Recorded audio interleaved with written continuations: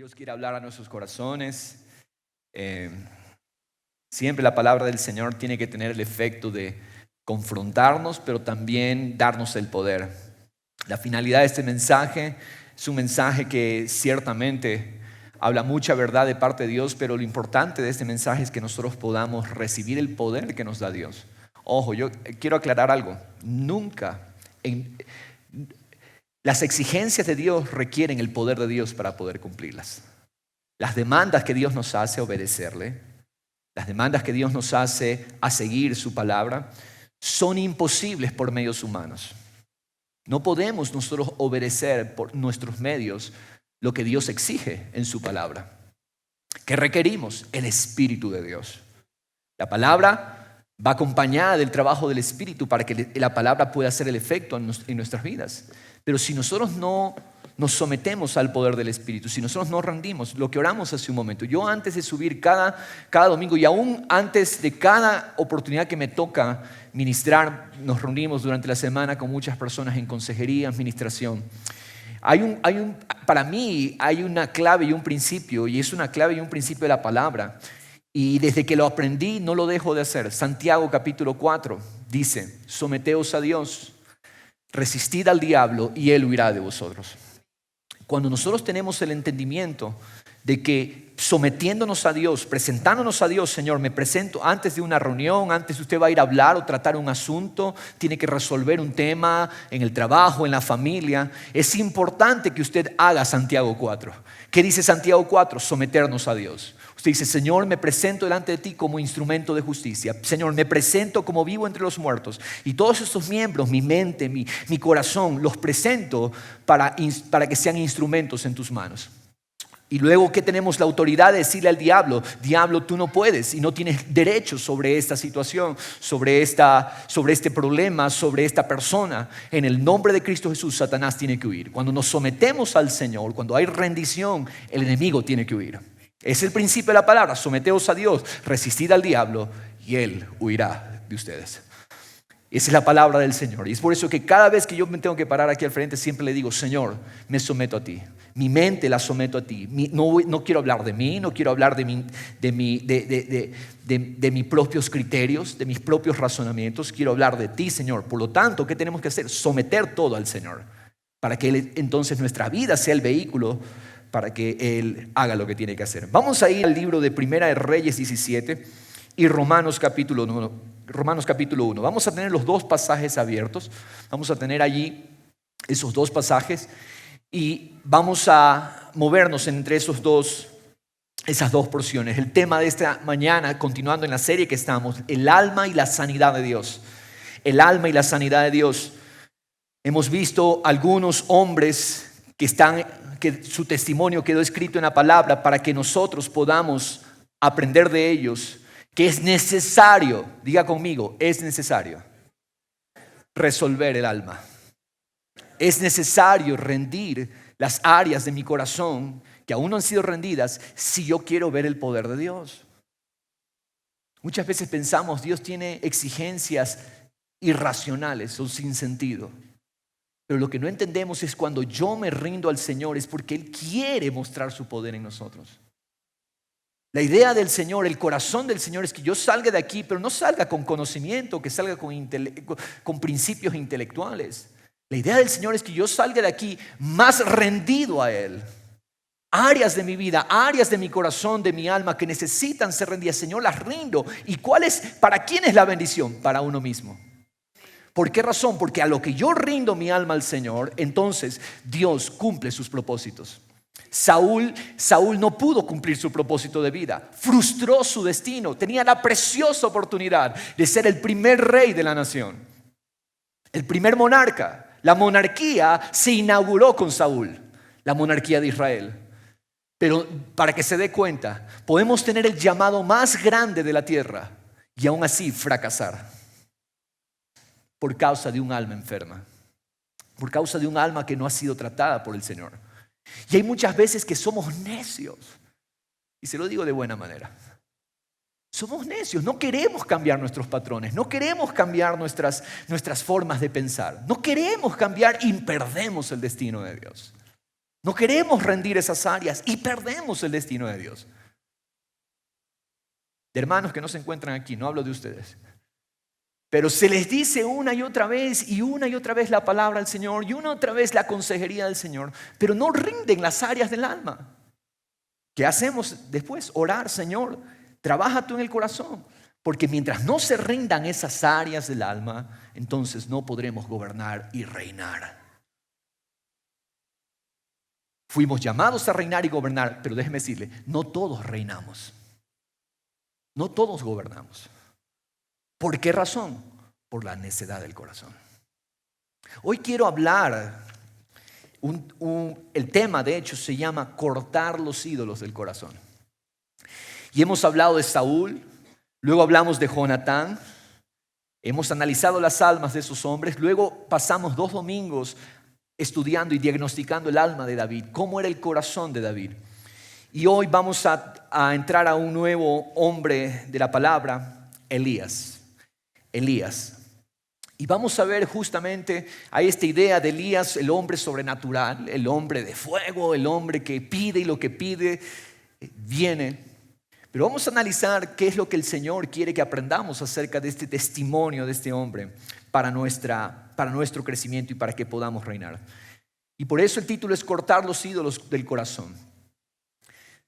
Son muchas las cosas, son muchos los caminos que el ser humano se ha creado para encontrar realización, para encontrar sentido, para encontrar propósito, ¿verdad? Buscamos muchas cosas en las cuales pensamos encontrar esa realización para nuestras vidas. Todos tienen sueños, ¿verdad? Todos tienen anhelos, todos tienen metas. Pero muchas veces esas metas y esos caminos los encontramos como la fuente de nuestra realización, como la fuente de nuestro sentido, como la fuente de nuestro propósito. Sin embargo, yo quiero decirle una cosa muy importante. Todas esas metas son buenas, todos los sueños que tenemos, los planes, son buenos. Sin embargo, quiero decirle, ninguna de esas cosas Dios las creó, escúcheme, para que tengamos satisfacción, sentido, realización y propósito. Las metas, los sueños, los planes no nos dan sentido, satisfacción ni realización. Si no, pregúntele a las personas que han alcanzado grandes metas, grandes logros, sin Dios y cuán vacíos siguen. Pensaban que eso era la realización y no están realizados. ¿Cuántos actores de Hollywood terminan suicidándose? ¿Cuánta gente millonaria alcanza empresas, alcanza éxito, sus familias destruidas? Porque las metas, los planes y los sueños no fueron creados por Dios para que sean nuestra realización, para que sean nuestra definición. Solamente cuando Dios, escúcheme, solamente cuando Dios es central en nuestras vidas, solamente cuando Dios tiene la primacía, diga conmigo, primacía.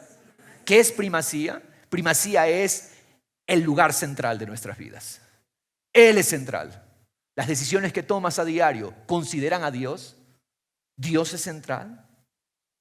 Solamente cuando Dios es central en nosotros, cuando Dios tiene esa primacía en nosotros, es que los propósitos y las obras de Dios son vistas con gran poder en nosotros. ¿Cuándo yo voy a ver las grandes obras? ¿Cuándo yo voy a ver los grandes milagros? Solamente cuando Dios es central en nuestras vidas. Mucha gente anhela los destinos de Dios. Mucha gente anhela las promesas de Dios. Mucha gente anhela reinar en vida. Pero Dios no es el todo. Dios no es el todo de nosotros. Y es imposible, yo quiero decirle en esta hora, es imposible reinar cuando el corazón está dividido. Palabra muy importante, dividido. Corazones divididos. Un corazón dividido no gobierna. Un corazón que está con afectos separados, como veremos en el transcurso de este mensaje, no puede gobernar.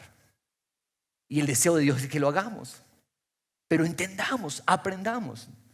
Golpea a la persona que está a su lado y dile, aprende, ríndete. Porque Dios quiere que gobernemos. Ahora, ¿cómo Dios llega a ser central en nuestras vidas?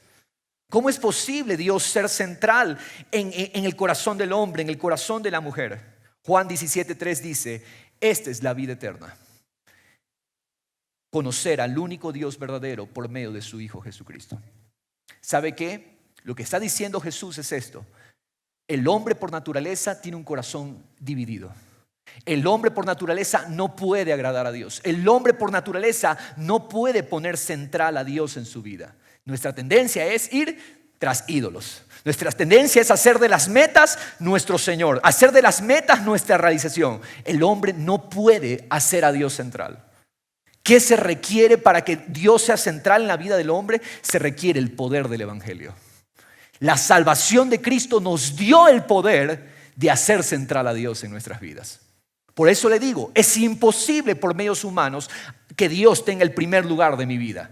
Yo necesito rendirme al Evangelio, yo necesito tomar la nueva creación, porque el nuevo hombre sí puede hacer central a Dios. El nuevo hombre creado conforme Cristo, la nueva mujer que habita en usted creada conforme Jesús, sí puede hacer a Dios preeminente, sí puede hacer a Dios especial, sí puede hacer al Señor el centro de nuestras vidas. Ese corazón, el corazón de la nueva creación, tiene un solo Dios. Y ese es el Señor, Jehová. Solamente en el Evangelio.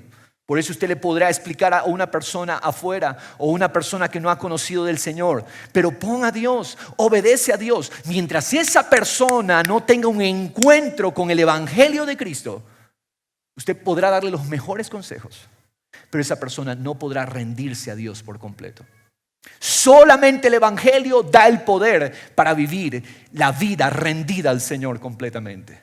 Solamente el Evangelio, solamente la cruz, porque en la cruz quedó crucificada esa naturaleza idólatra y entonces se nos dio la nueva creación de Cristo Jesús. Di conmigo, tengo la nueva creación, tengo el poder entonces para que Dios sea central, el único en mi vida. ¿Cuál es la buena noticia? Cristo nos dio esta capacidad mediante su obra redentora. Vivir para Dios y para conocerle a Él. Esa es la vida. Y cuando tú conoces esa vida, cuando tú haces central a Dios, conocerte a ti, Señor, por medio de Cristo Jesús, entonces nuestras vidas viven en verdadera rendición. Nuestras vidas van a tener el poder para derribar todo ídolo y entonces podremos cumplir el destino de Dios para nuestras vidas.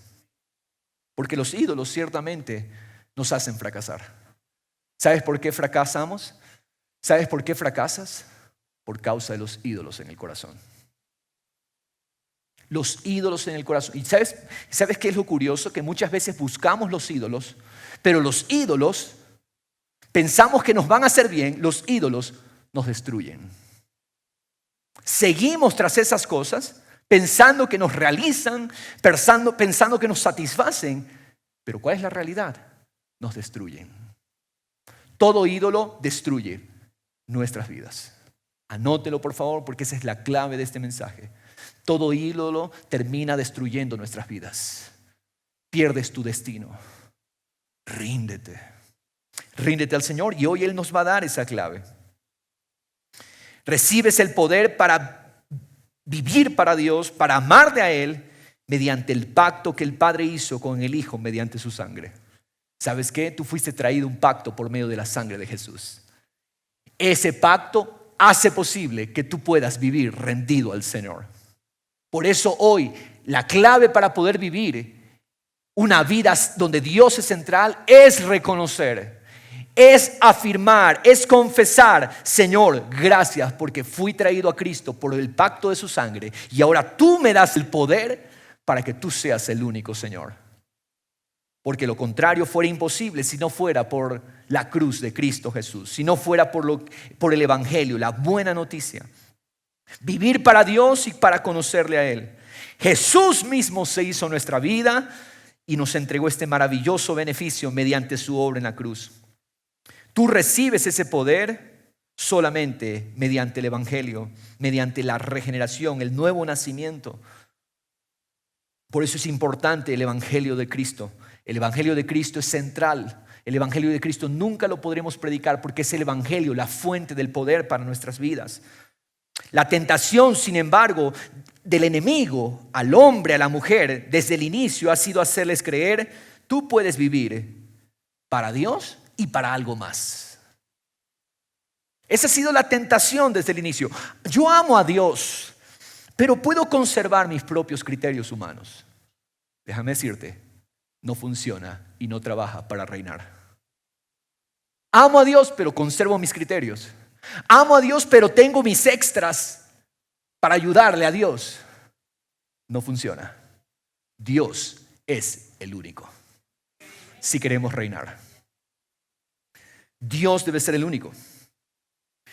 Sirvo al Señor, pero puedo conservar mi modo antiguo de vivir. No funciona. Puedo tratar de agradar a Dios en unas ocasiones, pero puedo agradarme a mí mismo en otras. Esto sucede mucho con el pecado. Yo puedo vivir agradando a Dios en momentos, pero puedo desagradar a Dios en otros. Ese es un ídolo. Yo puedo tomar decisiones por mí mismo, independientemente de lo que Dios dice.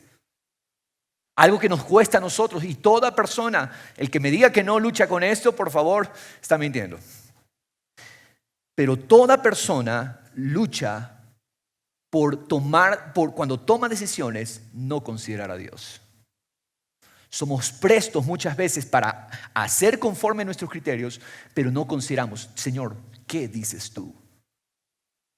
¿Qué dice tu palabra? Dice, reconócelo en todos tus caminos y Él enderezará todas tus veredas, todas tus sendas. ¿Por qué andamos con caminos torcidos muchas veces? ¿Por qué andamos con caminos fuera de orden? Por no considerar a Dios. La gran mentira es creer que podemos tener dioses fuera de Dios. Esto es lo que la Biblia llama corazones divididos. Un corazón dividido. Mire la tentación de la serpiente en Génesis 3:4. La serpiente dijo a la mujer, para que se dé cuenta que esto no es nuevo. Esto viene desde los orígenes. La serpiente dijo a la mujer, ciertamente no moriréis. Mire lo que dijo la serpiente. Dios había dicho, van a morir si ustedes me quitan de ser el centro. Pero la serpiente dice, no moriréis.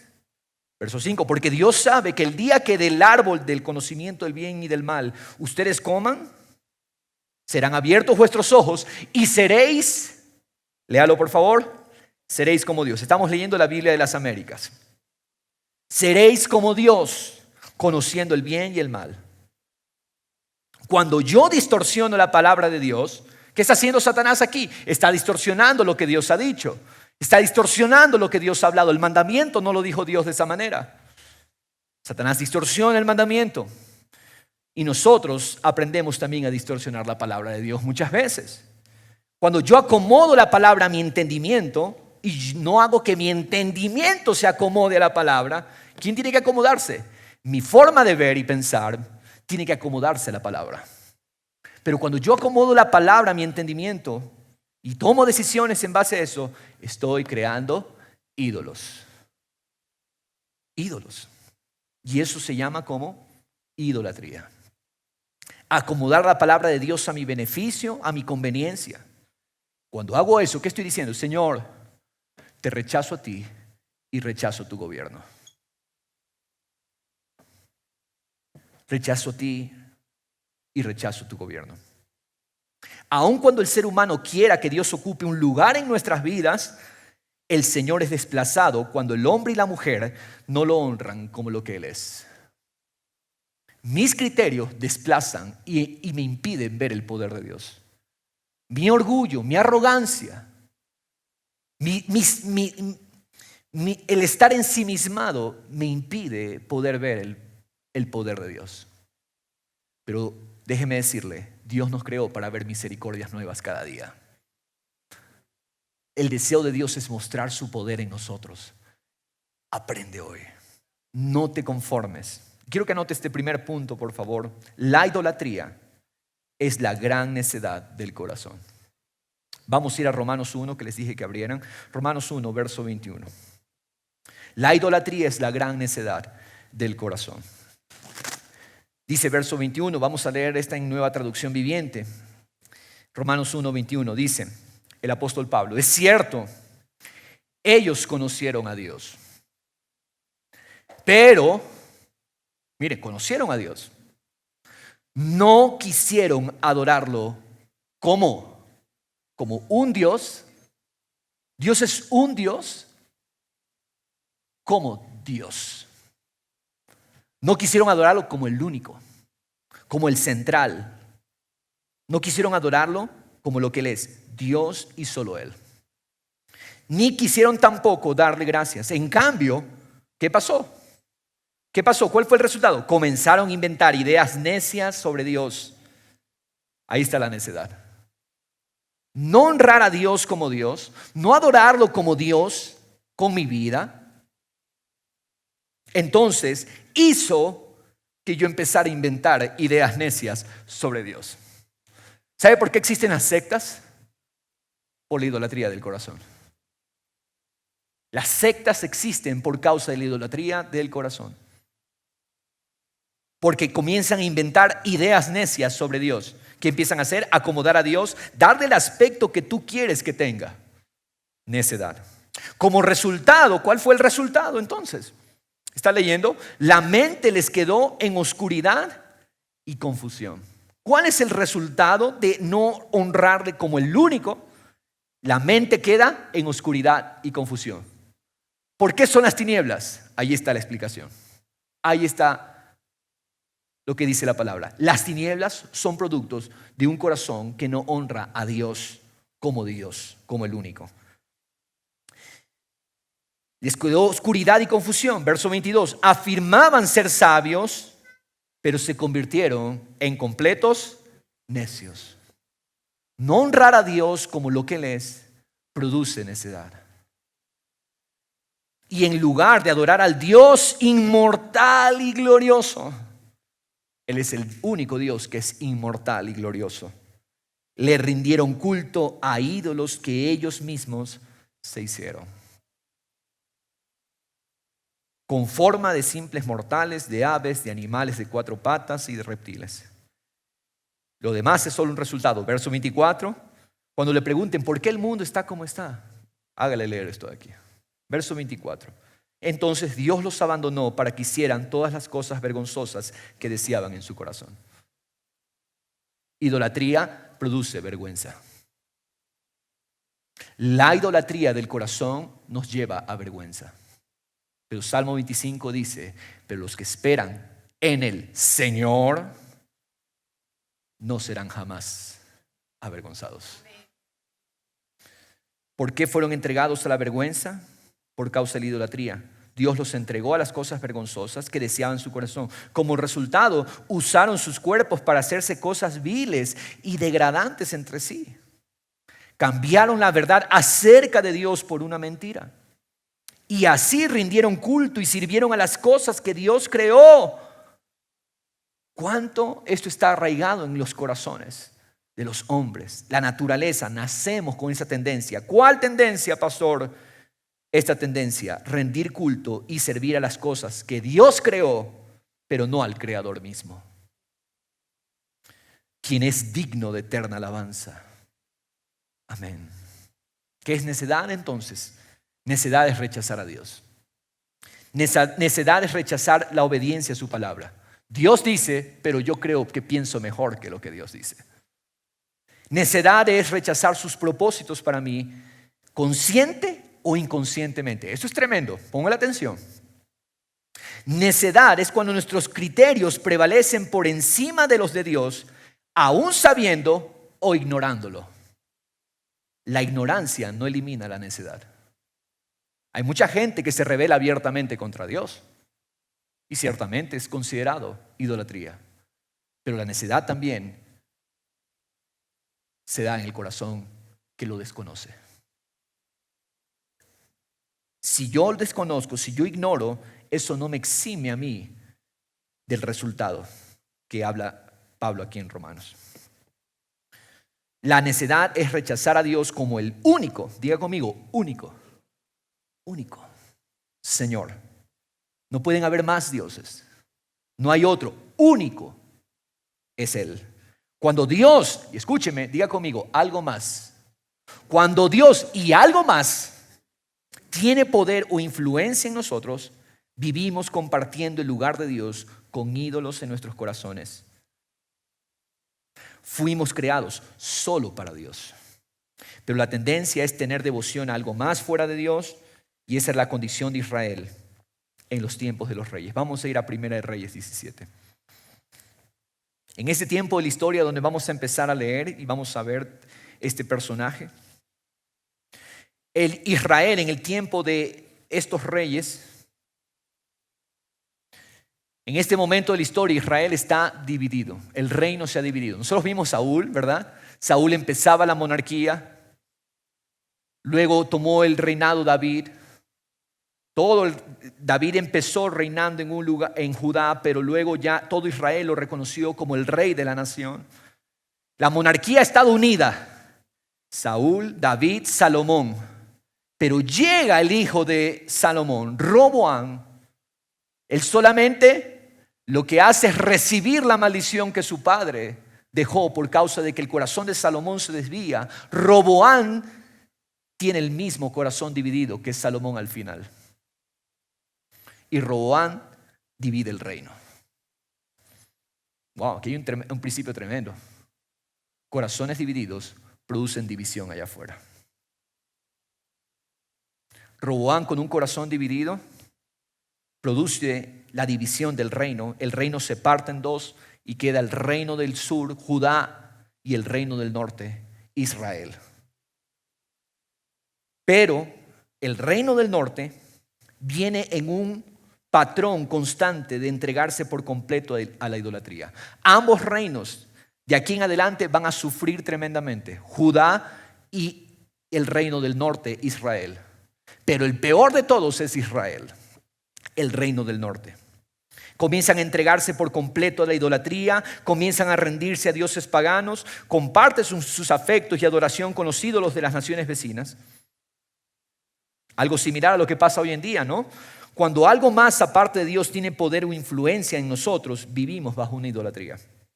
Cuando crees en Dios, pero al mismo tiempo vives por tus razonamientos, aun cuando sabes que esos razonamientos van en contra de su palabra, entonces actuamos como idólatras.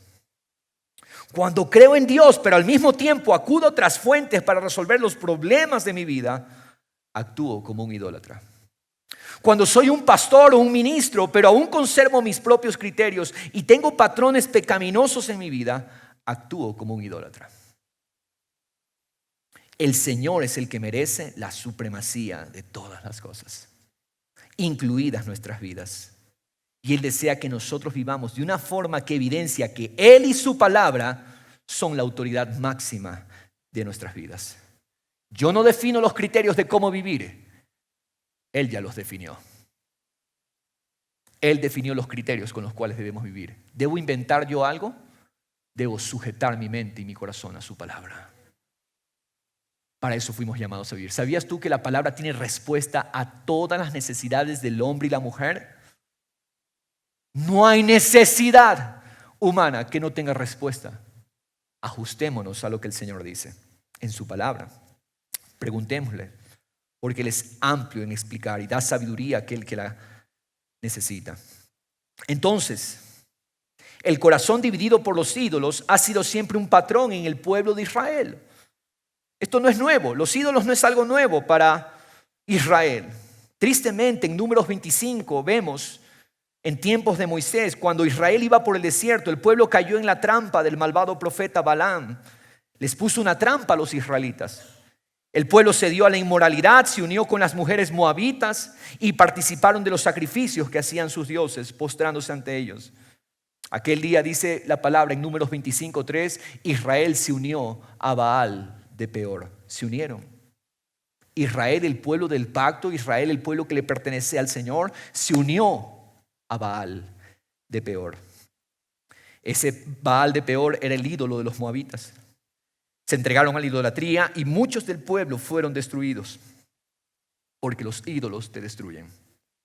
Los ídolos buscan destruirnos, jamás buscan nuestro bien. Ningún ídolo, ninguna cosa que tenga supremacía en nuestras vidas busca nuestro bien. Vamos a ir dando ejemplos. Y más tarde, en el tiempo de los jueces, ya murió Moisés, murió Josué y viene el periodo de los jueces. ¿Qué pasó? La nación también recurrentemente abandonaba a Dios y se iba tras la adoración a Baal.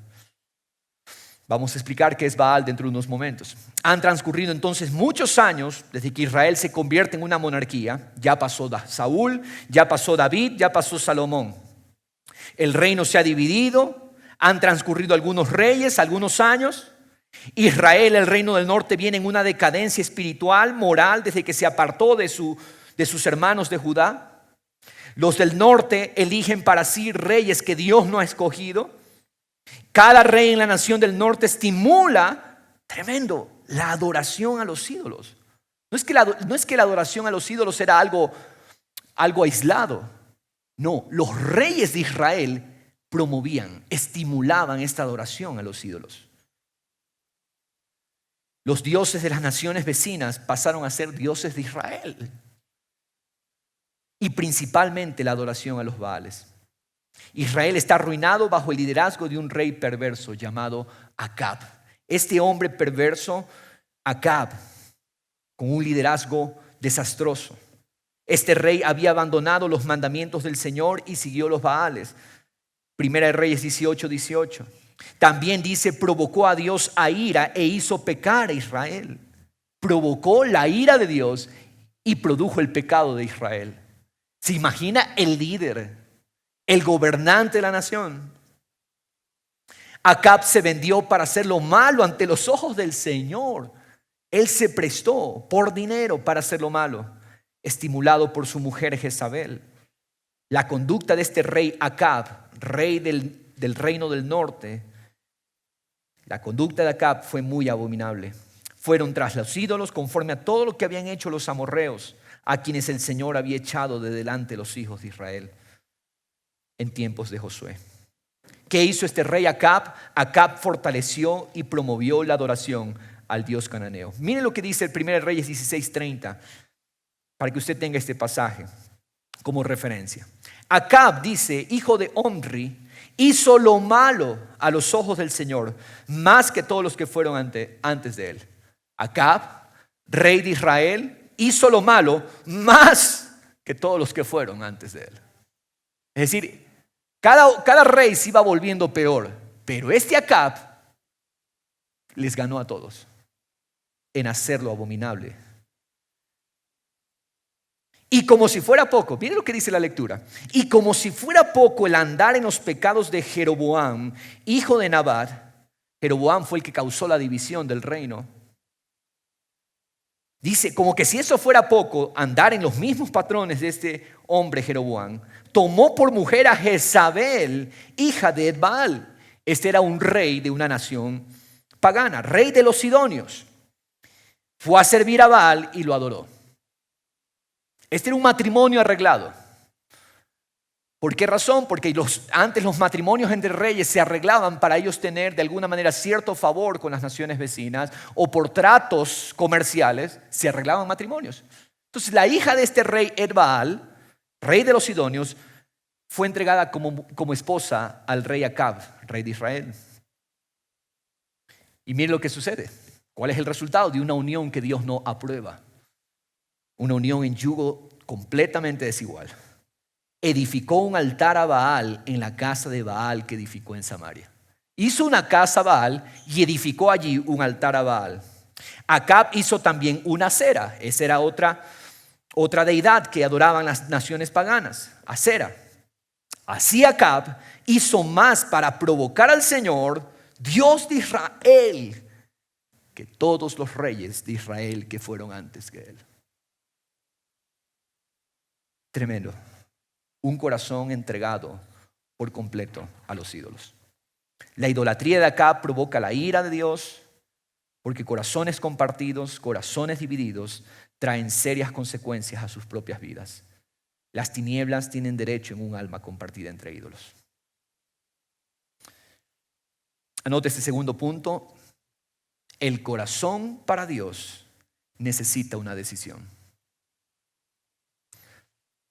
Entonces, Dios requiere que nuestros corazones estén definidos solamente en Él, determinados por Él. Pero este corazón no lo produce el hombre. Como lo he dicho, este corazón es un milagro de Dios. Un corazón entregado al Señor es un milagro de Dios. Este milagro se produce en un corazón que se rinde por completo, un corazón quebrantado por el Señor. Si tú no rindes el corazón, si el corazón no se quebranta, entonces nada va a pasar en el corazón. Tú seguirás tras ídolos. El corazón nuestro seguirá dividido. Pero ¿cuál es la buena noticia de Dios? Para momentos de tanta oscuridad, escúcheme, Dios en su amor levanta vasos quebrantados para traer su luz.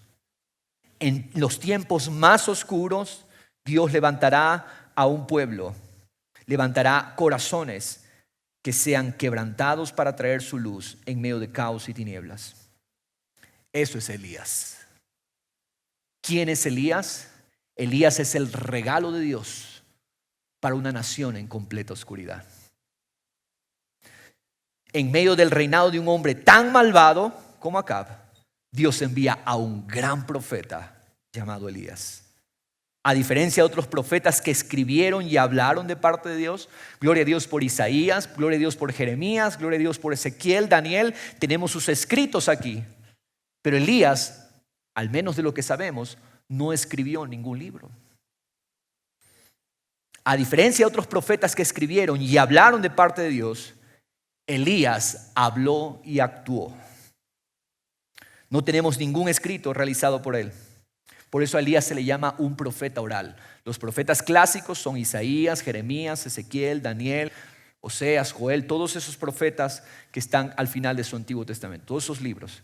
Pero Elías no tiene libro escrito.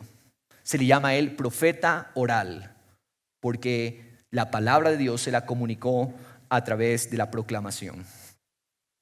Elías es un vaso, es un instrumento que Dios llama como profeta a una nación entregada a los ídolos.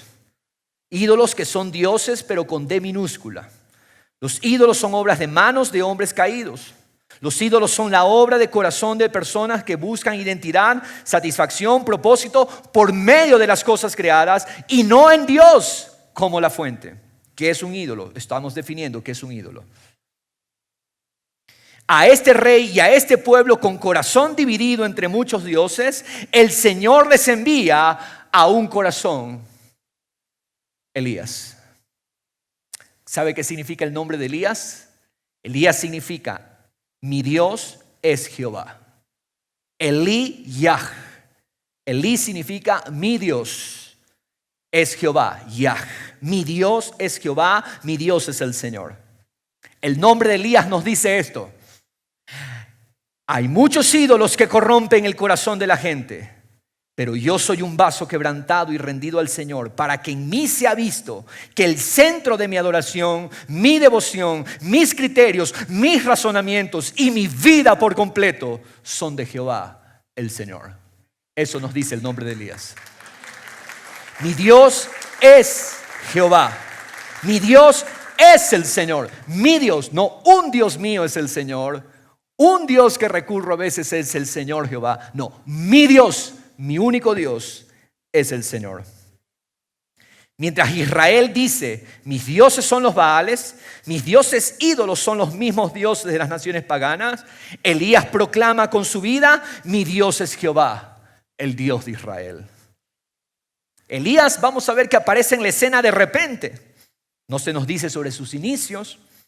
Las escrituras lo presentan de repente sin mencionar mucho de su comienzo. Solamente se dice su lugar de origen. Pero aunque no conozcamos de los años de formación de Elías, Dios ciertamente lo llevó a él por un proceso para quebrantar los ídolos de su corazón. Porque Elías no es un humano súper especial. Dios lo llevó a él para quebrantar los ídolos de su corazón y convertirlo en un testimonio vivo de lo que es un corazón solo para Dios. Este es el patrón de Dios para hacer el uso más efectivo de los vasos que Él escoge. Jacob tuvo que ser quebrantado de su independencia. El apóstol Pablo, ¿sabía usted que tuvo que ser quebrantado con un impedimento dado por Dios para llevarlo a ser dependiente de la gracia del Señor? David tuvo que ser quebrantado para llegar al trono. Moisés tuvo que ser quebrantado para ser el instrumento de liberación de la nación. Porque el quebrantamiento del Señor tiene la capacidad de quitar. Su quebrantamiento me quita la independencia. Su quebrantamiento me quita la división de mi corazón. Y nos da un corazón que solo se apoya en Dios. Por eso estoy seguro, toda persona, todo hombre y mujer de Dios que ha de reinar y gobernar con Dios, necesita ser quebrantado. ¿Qué significa ser quebrantado eso, pastor? ¿Puede explicarlo mejor? Vamos a irlo entendiendo en el mensaje. Lo que Dios necesita es que un corazón sea extirpado de los ídolos. ¿Cuál es uno de los ídolos más reconocidos del corazón? Yo mismo. Y Dios necesita quitar esos ídolos. Eso es el quebrantamiento. Es bueno el quebrantamiento. No se asuste con esta palabra. Si tú quieres ser realmente un vehículo para que tu vida muestre que el único Dios es Jehová, tienes que pedir al Señor: Señor, quebrántame, para que me des un corazón que depende solo de ti. Elías entonces aparece en la escena del libro de los Reyes confrontando al malvado rey Acab con una terrible amenaza de parte de Dios. Y su primera intervención, lo primero que se nos dice de Elías, es curioso, porque lo primero que se dice es que él trae un mensaje de disciplina que vendrá sobre la nación. No hay presentación, no hay introducción. Elías aparece con la disciplina de Dios sobre la nación. Vamos a leerlo. Versículo 1, 1 Reyes 17:1, dice: entonces Elías Tisbita, la primera vez que se menciona la palabra Elías en la Biblia. Entonces Elías Tisbita, Tisbita significa que él era de Tisbé, el gentilicio de su origen, su lugar de origen. Elías Tisbita, que era de los moradores de Galad, Galad era una región, dijo a Acab, lo que le dice a Acab: vive el Señor, Dios de Israel, delante de quien estoy, que ciertamente no habrá rocío ni lluvia en estos años, sino por la palabra de mi boca. Aquí hay 4 cosas que vamos a notar en este versículo, en este pequeño versículo. 4 cosas. Primero, vive el Señor, Dios de Israel. ¿Qué está diciendo Elías? Jehová es el verdadero Dios de Israel. Israel se ha entregado a los Baales, pero Jehová es el verdadero Dios. Jehová, a quien tú y la nación han abandonado, le dice a Acab: Jehová es el Dios de Israel y él ciertamente vive. Baal no es el Señor de Israel. El corazón está dado a la idolatría, pero el verdadero Señor es el Dios, Jehová, Dios de Israel.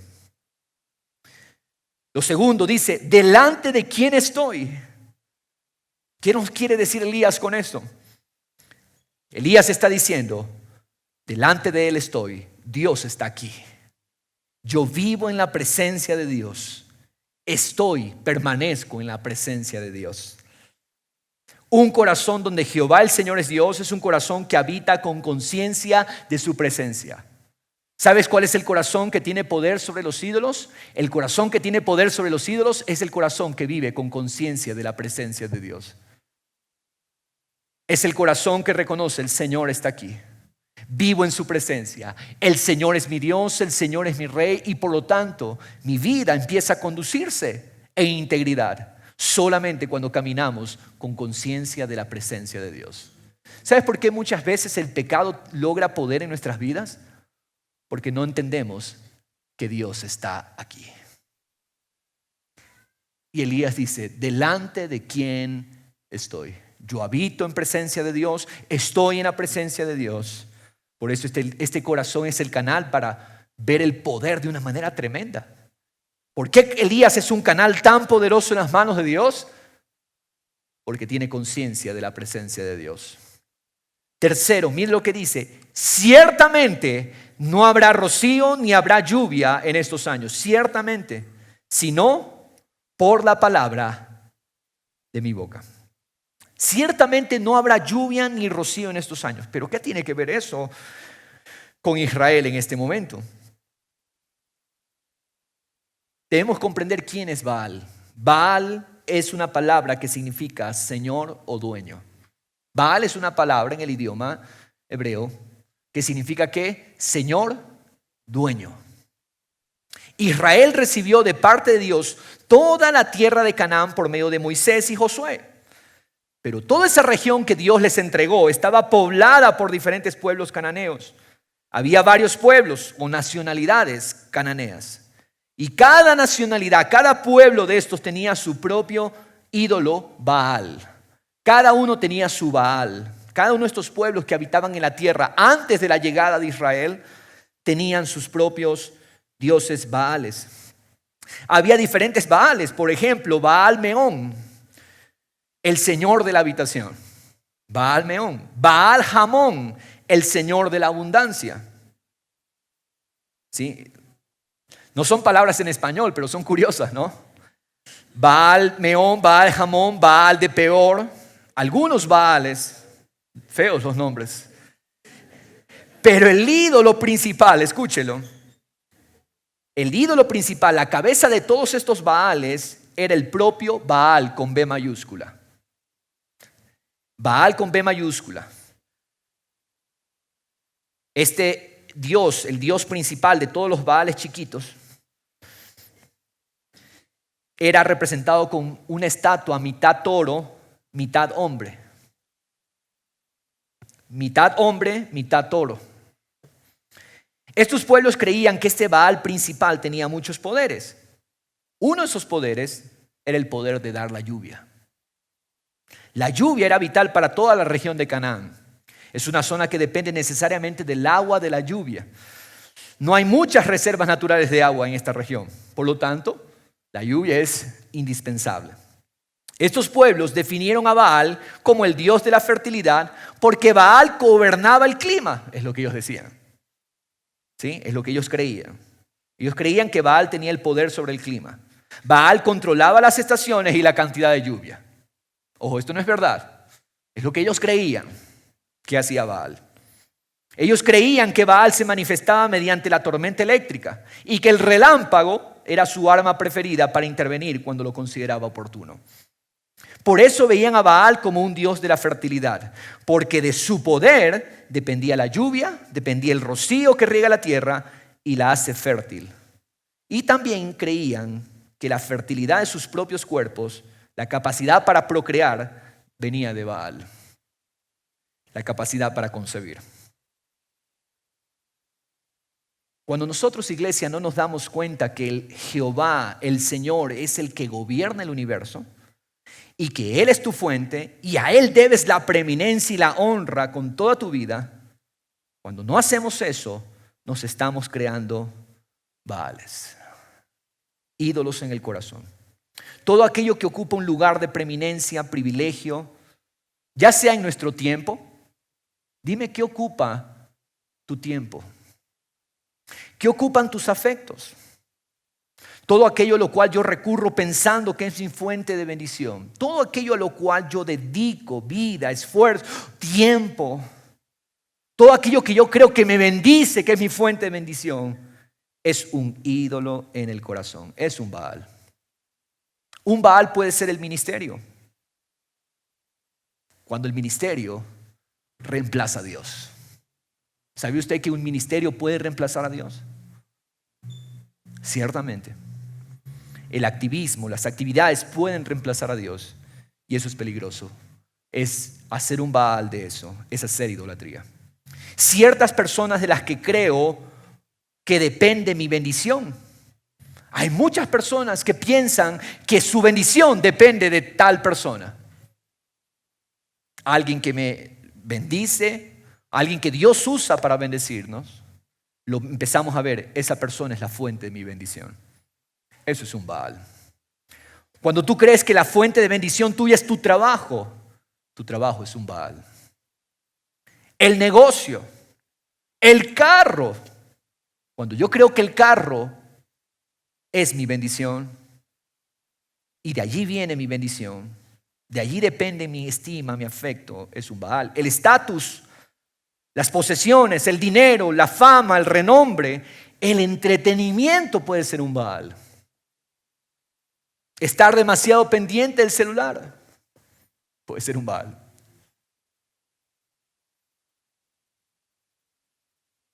Y esa es una lucha real en estos tiempos.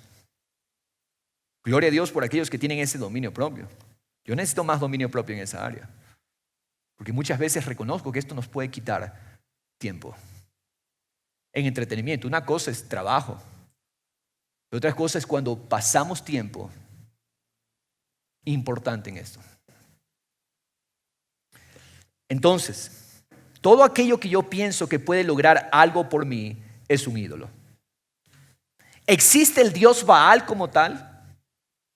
Baal como tal no existe. Los que operan detrás de los ídolos son demonios. Espíritus del mal que se camuflan para hacernos creer que ellos son Dios y que son nuestra fuente. Baal era adorado ¿por qué era adorado? Supuestamente les daba lo que era vital para sobrevivir. Los adoradores se reunían alrededor de la estatua que les dije que era mitad toro, mitad hombre, para llamar la atención de Baal. Sacrificaban niños vivos en las manos ardientes de Baal. Ponían fuego en la estatua, en el vientre de la estatua.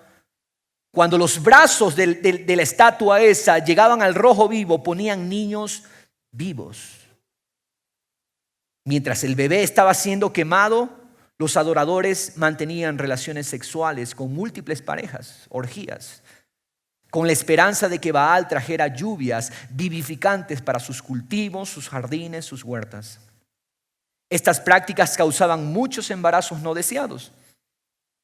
Y estos mismos bebés concebidos en sus servicios religiosos eran parte del siguiente culto a Baal, donde estos bebés también serían quemados vivos. Nos sorprendemos por esto y es terrible. Pero hoy nuestra cultura sacrifica bebés no deseados y los coloca en el altar de la conveniencia. Dios condena, Dios aborrece una cultura que aprueba la conveniencia y el placer por sus ídolos y asesina al inocente y al débil. Por eso son cruciales las elecciones que se vienen para nuestro país. Basta ya de votar por qué me dan, qué gano. Votemos por principios, votemos por los criterios de la palabra. Iglesia del Señor. No podemos escoger un gobernante que aprueba la matanza de inocentes o que es indiferente a la matanza de inocentes. Porque hay muchos que no dicen nada. Hay muchos que prefieren no tocar el tema porque no es políticamente correcto tocarlo. No, eso tiene que estar claro. Y como iglesia debemos ser enfáticos en esto. Porque todas esas cosas Dios aborrece. La idolatría Baal en nuestros tiempos es todo aquello que colocas antes del Dios único y verdadero. ¿Cuál puede ser ese ídolo? Ese ídolo puede ser tu cónyuge. Ese ídolo pueden ser tus hijos. Los hijos se llegan a convertir ídolos en el corazón. ¿Sabía usted eso? Cuando el hijo está encima de la palabra, ese hijo es un ídolo. Cuando tú prefieres evitar lo que dice la palabra por causa del ídolo que es tu hijo, eso es peligrosísimo. Hijos, dinero. El dinero en muchos corazones, en muchas vidas, el dinero está en el corazón y no en el bolsillo. Mucho cuidado que el dinero esté en el corazón. Ese es uno de los más grandes ídolos en este tiempo, Mamón. Así se llama, la Biblia le llama cuando el dinero está en el corazón, el ídolo dinero. El dinero no es malo mientras sea un siervo y un esclavo. Pero cuando el dinero está en el corazón, ese es un ídolo y la mayoría lucha con esto. El dinero, el trabajo, la posición, el estatus, la posición, las posesiones, los placeres, las pasiones, elecciones y decisiones, e incluso tú mismo puedes convertirte en un ídolo para ti. El peligro de llegar a tener posesiones materiales es que estas cosas lleguen a poseerte.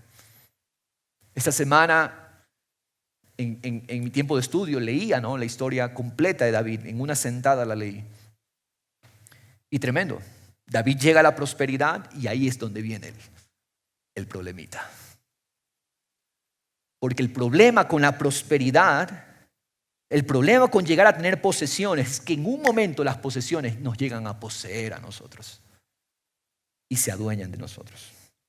Eso es peligroso. Baal es el dios de la lluvia, Baal es el dios del rocío para las naciones vecinas. Tristemente, este mismo pensamiento fracasado encontró lugar en Acab, el rey, y en la nación de Israel. Pero para eso Dios envía a Elías. ¿Por qué envía a Dios a Elías? Dios lo envía a Elías para que proclame: Jehová el Señor es la fuente y no habrá lluvia ni rocío. ¿Ahora entiende por qué dice? Escucha, Israel, Jehová el Señor es tu fuente.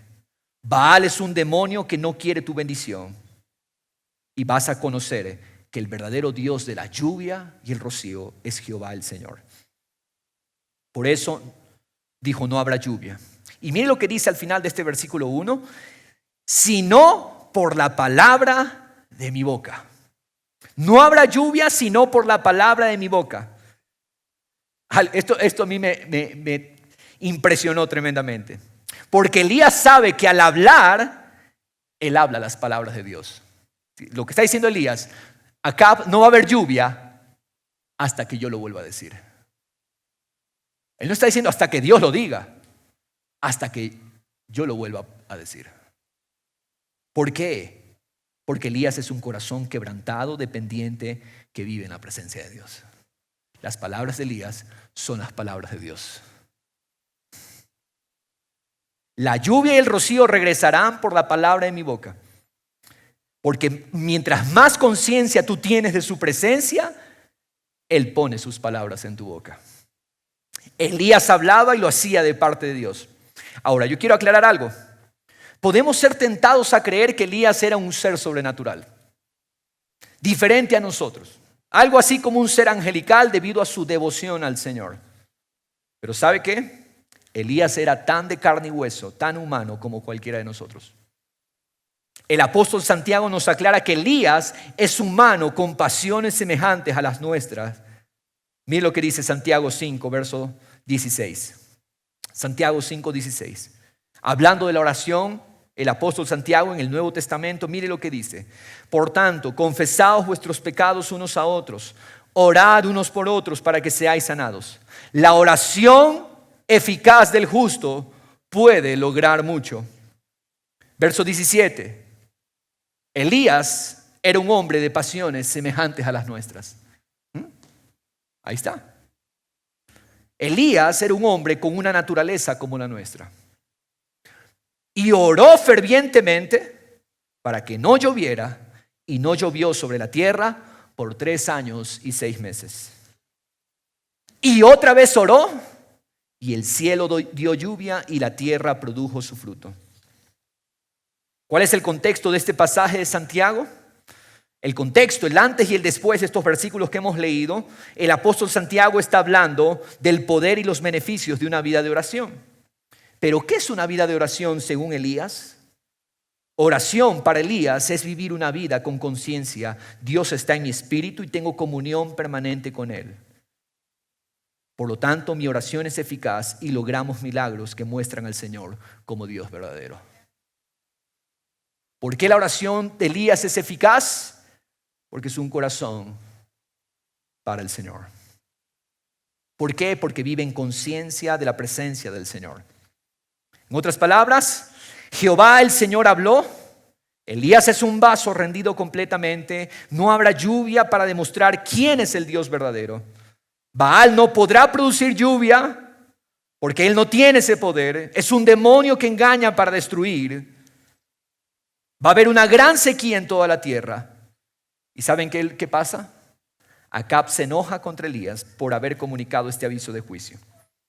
Para los siguientes versículos, Elías recibe de Dios la indicación de huir y esconderse de Acab. Dios le dice a Elías: anda, huye, escóndete. De aquí en adelante Elías pasa a ser un fugitivo, un perseguido de Acab. Su vida corre peligro, pero su vida vivirá recibiendo del Señor una indicación a la vez.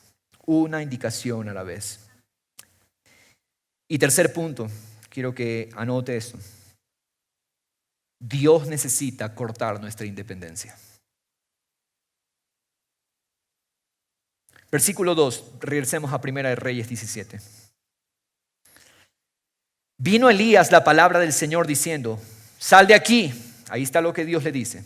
Sal de aquí, Elías, y dirígete hacia el oriente y escóndete junto al arroyo Kerit, que está al oriente del Jordán. Huye, Elías, escóndete junto al arroyo Querit, que está al otro lado del Jordán.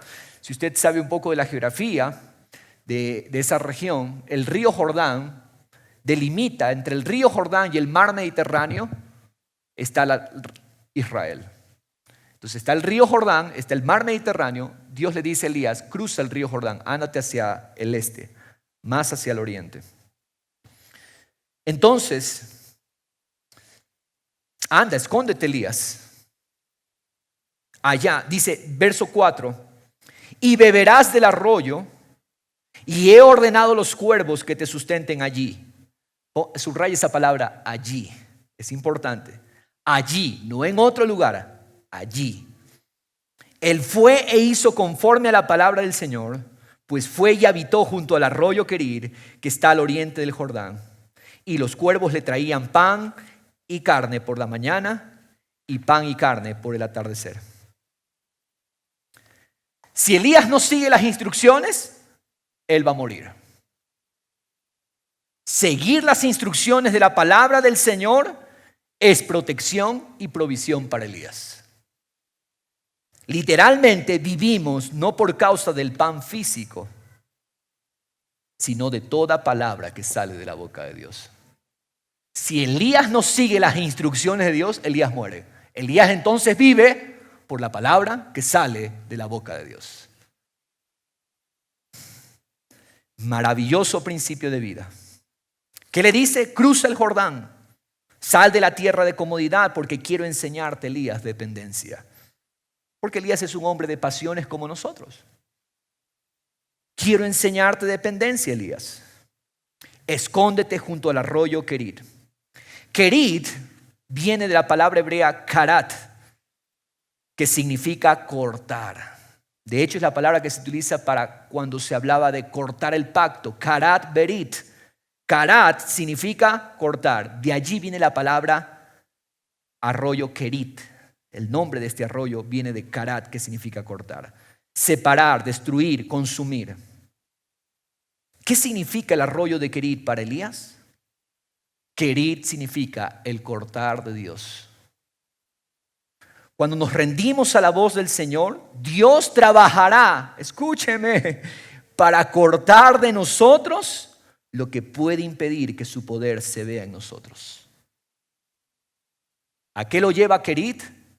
A cortar. Él trabajará para cortar todo lo que impide que el poder de Dios se manifieste. Elías anuncia la sequía sobre la tierra, entonces su vida deberá ser la evidencia. Elías, tú profetizaste sequía. Tu vida tiene que ser ahora la evidencia de que Dios puede proveerte y protegerte. Hay un rey que te persigue y la tierra está en sequía. ¿Cuál es el patrón entonces de la bendición? Escucha, obedece y Dios corta. Escucha, obedece, Dios se encarga de cortar. Es lo que Dios quiere hacer con nosotros, iglesia del Señor.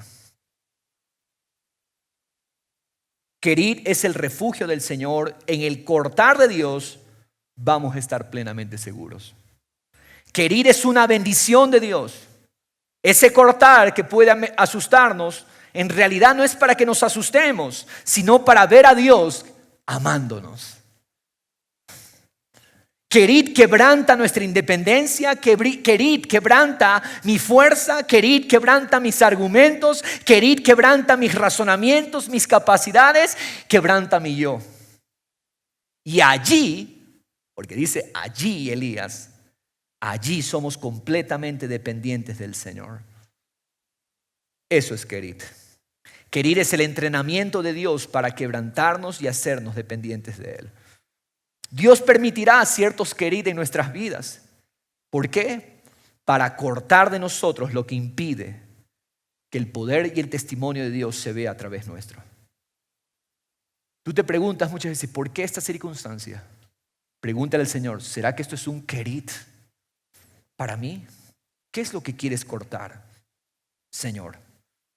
Etapas Querit en nuestras vidas pueden ser ciertas crisis de salud, pueden ser ciertas crisis de finanzas, relaciones rotas, que Dios permite para Él realizar su corte de autosuficiencia, independencia, orgullo y de ídolos en nosotros.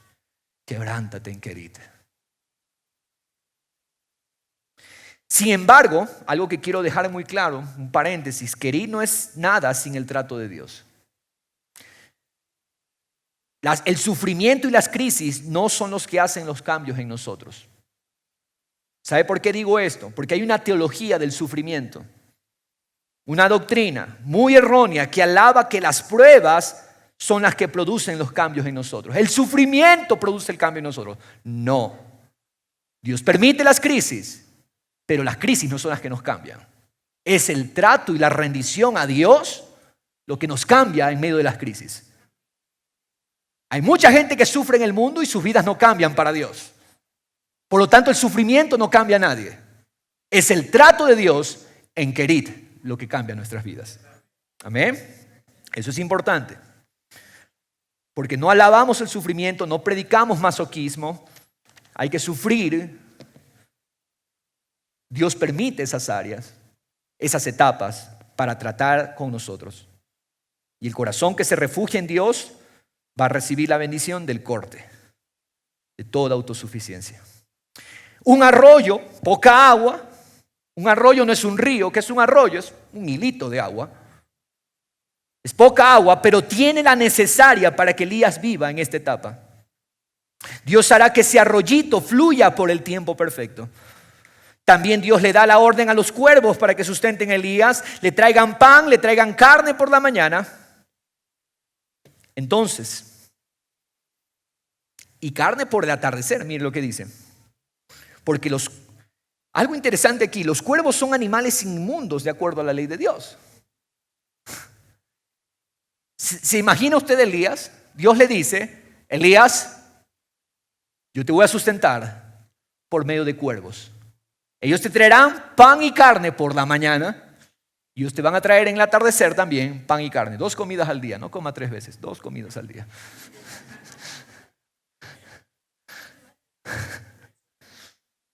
Y aquí tenemos el primer sándwich, pan y carne. Pan y carne en la mañana, pan y carne en el atardecer, pero vienen en los picos de animales inmundos. Porque los cuervos son animales inmundos, si usted lee en Levítico 11, versículo 13. Dios quiere decirnos, y Dios quiere decirle a Elías, Elías, yo soy el que gobierno sobre toda la creación. Yo soy el Dios de todos los animales. Dios gobierna sobre lo creado. Dios gobierna sobre toda carne, sobre toda persona, sobre toda alma. Dios gobierna incluso sobre los demonios. Los demonios, Dios los sujeta. ¿Qué nos enseña esto? Dios puede proveernos en cualquier lugar a donde Él nos dirija. Mira que no se trata del lugar, se trata de la provisión de Dios. Se trata de la protección del Señor. Y Dios puede proveernos en maneras inusuales. ¿Acaso esa crisis es para Dios más grande? Dios puede proveerte a través de cuervos, a través de vasos impuros. Dios puede hacerlo.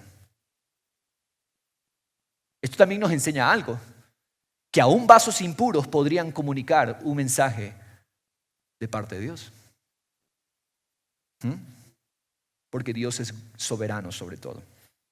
Elías escucha a Dios y por escuchar, Dios le protege, lo cuida, Dios lo provee.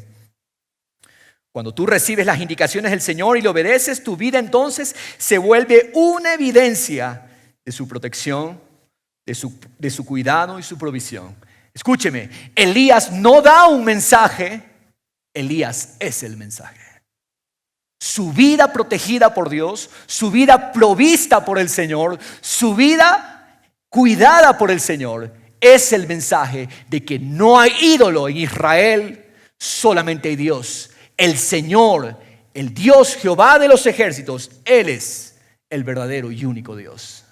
En tiempo de sequía, los ídolos no pudieron proveer. Solamente Dios proveyó, cuidó y protegió en un lugar inusual y de formas inusuales. Elías, ¿qué es Elías entonces? Un corazón que depende de Dios. ¿Sabes por qué? Porque nunca estamos solos. Vivimos delante de Dios, vivimos en la presencia de Dios, por lo tanto, jamás faltará su provisión.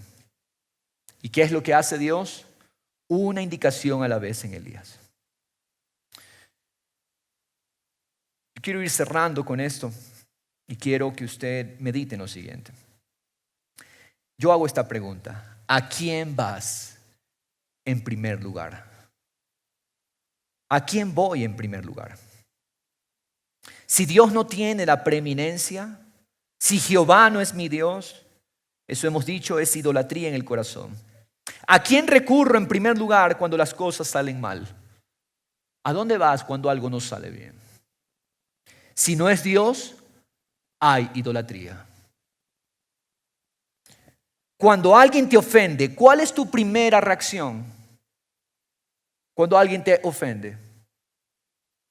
Si no vas a Dios, hay idolatría en el corazón. Cuando te enfrentas a la enfermedad, ¿recurres a Dios en primer lugar?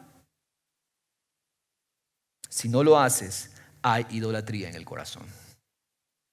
Cuando te llega una buena noticia o alcanzas un logro, ¿cuál es tu primera reacción? ¿Lo reconoces al Señor? Amén.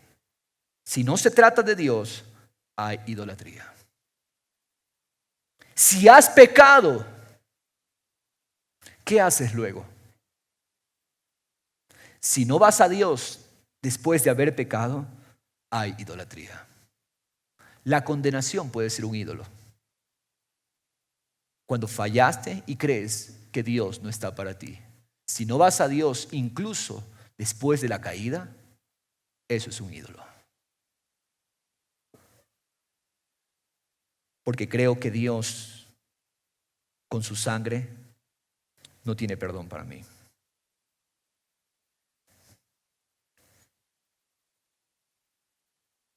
Si te enfrentas con un miedo, ¿vas a Dios inmediatamente? Cuando recibes las ganancias de tu trabajo, ¿reconoces a Dios en primer lugar? Si no lo haces, hay idolatría en tu corazón. El corazón humano es idólatra por naturaleza. Pero no solo está en esa herencia, sino que está arraigado en el alma aun cuando somos salvos. Y en la medida en que nos rendimos al Señor, yo puedo venir al Señor y mi vida le pertenece a Él. Voy a ir al cielo un día. Su salvación es para mí, es un regalo precioso. Pero en el día a día yo tengo que resolver estos ídolos en el alma. En el proceso en el proceso de rendición, Dios nos libera. Cuando tu esposo te falla o cuando tu esposa te falla para los varones, ¿a quién vas en primer lugar con tu dolor y frustración para recibir la sanidad y el consuelo? ¿Quién es el primero? Cuando eres reprendido por el Señor a través de tu autoridad, ¿cuál es tu reacción? ¿Vas a Dios y recibes su gracia? Cuando te das cuenta que no eres tan bueno como creías, ¿a dónde recurres? Cuando tus criterios para elegir un gobernante no consideran a Dios y su palabra. Tristemente, la religión evangélica nos quitó la capacidad de poder pensar correctamente para lo que Dios busca de un gobierno. Y pensamos, no, la política no es de Dios. ¿Cómo? Y por esa enseñanza nociva, el evangelio en Ecuador lleva 124 años y no hemos logrado un impacto del reino en nuestra nación. Porque nos enseñaron idolatría. Dios no tiene respuestas para el gobierno. Dios no tiene respuestas para la nación. Eso es idolatría y tenemos que arrepentirnos. Cuando no recurrimos a Dios en el primer lugar para cada uno de los aspectos de nuestras vidas, eso indica que hay idolatría. Y cuando Dios no es el motivo principal por el que hacemos las cosas, hay idolatría. ¿Cuál es la solución? Estamos haciendo el examen, estamos haciendo el diagnóstico en nuestros corazones. La intervención del Señor es nuestra esperanza. La salvación de Cristo en nuestras vidas es salvación no solamente para ir al cielo, pero es el poder para el proceso de ir siendo liberados de esa tendencia de tener siempre nuestras propias salidas aparte de Dios. Salvación no te dio solamente el cielo, la salvación también te dio el poder para que el Señor sea tu único, sea el único en tu vida. Toma hoy el poder de Dios. Señor, hoy me rindo. Tomo el poder de tu gracia para que yo pueda vivir con un corazón sin división, solo para ti, Señor Jesús. Dios va a quebrantar, porque Dios necesita quebrantar a Jacob hasta que Jacob reconozca su absoluta necesidad de Dios. Solamente allí Dios lo bendice y solamente Dios allí le cambia el nombre de Jacob a Israel, el que gobierna con Dios. Dios es el todo. Dios es la preeminencia en nuestras vidas. Quiero terminar con este último pasaje, Marcos 12. Marcos 12, 29. Jesús le respondió a los que le preguntaron. El más importante mandamiento es: escucha, Israel, el Señor nuestro Dios, el Señor uno es. Y amarás al Señor tu Dios con todo, con una parte, no, con todo tu corazón, con toda tu alma, con toda tu mente y con toda tu fuerza. El segundo mandamiento es este: amarás a tu prójimo como a ti mismo. ¿Sabes? ¿Sabes por qué muchas veces se nos hace difícil amar al prójimo como Cristo ama? Porque el corazón está dividido. Un corazón dividido no te permite amar como Cristo ama. ¿Cuál es la solución para que tu corazón pueda crecer en amor y bondad por el que necesita? Para que dejes de ser tan ensimismado y para que dejemos de ser egoístas. Ama al Señor con todo, sin división. Eso es lo que está diciendo Jesús. Verso 32. El escriba le dijo: muy bien, maestro. El escriba le está diciendo a Jesús: muy bien. El escriba, que se cree un maestro, le está diciendo al maestro de los maestros: muy bien, maestro. Has dicho muy bien que Él es uno y no hay otro además de Él. Has dicho muy bien que amarle con todo el corazón y con todo el entendimiento y con todas las fuerzas y amar al prójimo como uno mismo es más que todos los holocaustos y los sacrificios. ¿Y Jesús qué le dice? Viendo Jesús que él había respondido sabiamente, le dijo: no estás lejos del reino de Dios.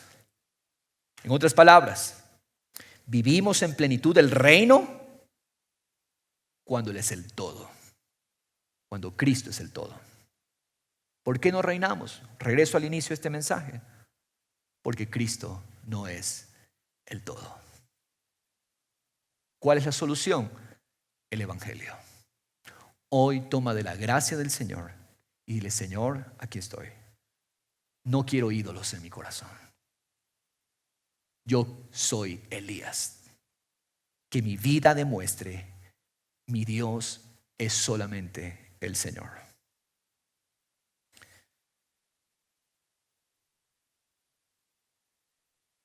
Sucedió que después de algún tiempo, el verso 7 de 2 Reyes 17 dice: el arroyo se secó porque no había caído lluvia en la tierra. ¿Qué significa esto? La palabra dada por Elías se cumplió. Dios detuvo la lluvia. El arroyo se seca, por supuesto.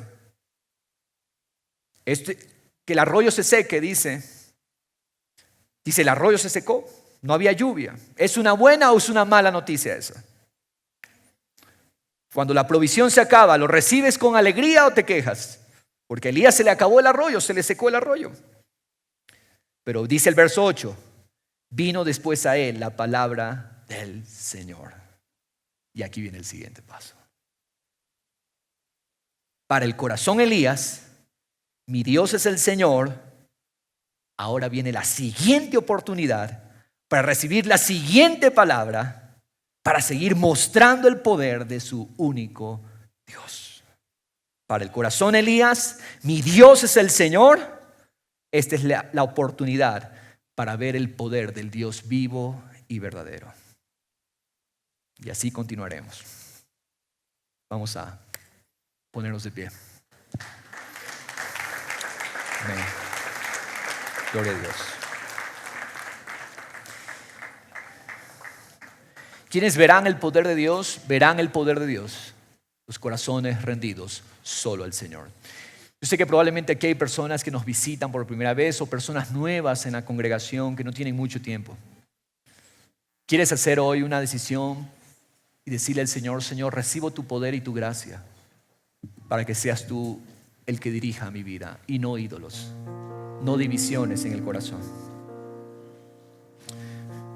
Dile al Señor: Padre Celestial, me rindo a ti, Jesús, y te pido por tu gracia. Señor, quiero rendirme. Me rindo por completo. Quiero ser Elías. Mi Dios es el Señor. Mi Dios es Jehová. Quiero ser la evidencia de tu poder, Dios vivo y verdadero. No competencias, no divisiones, no ídolos.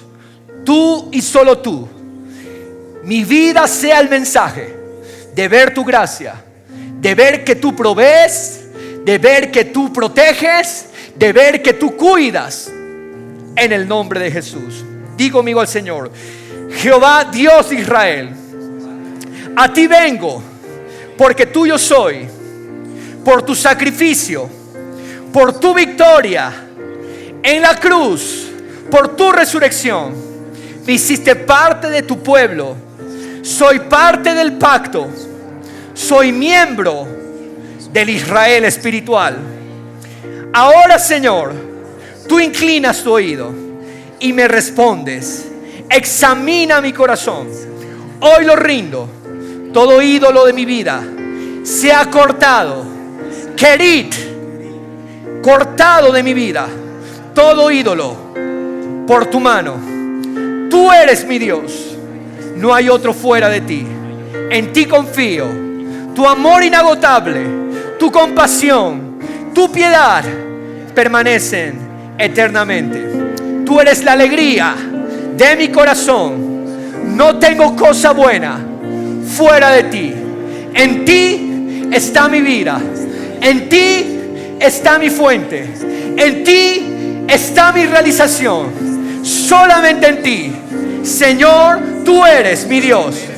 Gracias por tu bondad.